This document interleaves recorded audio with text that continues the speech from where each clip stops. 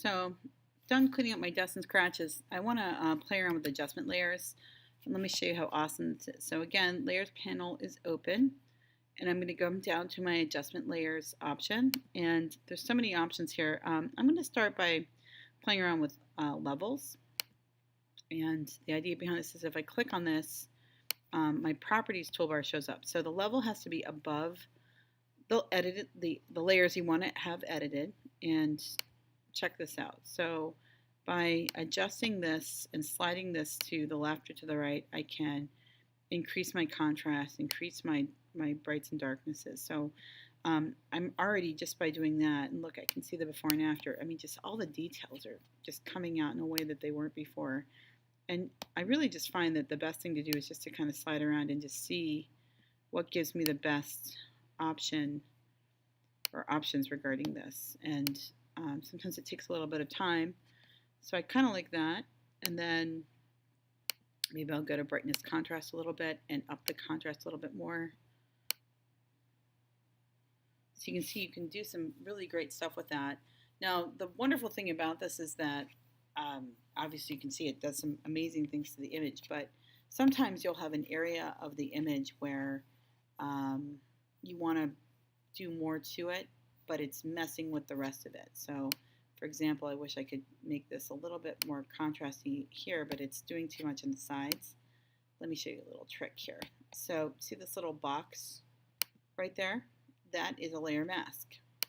All right, let me show you how it works.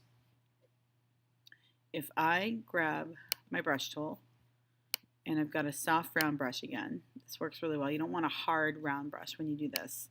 Soft round, make it kind of big, and I'm going to choose the color black. It looks like I would be painting black over here, but actually what I'm doing is I'm painting a layer mask. And so what it's doing is it's saying, whatever I'm doing with this layer, whatever's black, it won't apply it, but whatever's white, it will. That's how a layer mask works, essentially. So I'm going to deliberately mask that out, and I feel like that just gives me a little bit more detail in the background by doing that. You know, and I can do the same thing here if I need to. Let's just see what that looks like. Oh yeah, look at that. See all this all that detail that's coming back.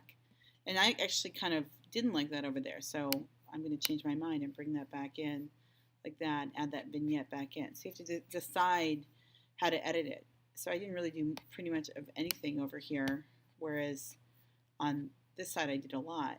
But look at the difference before, after.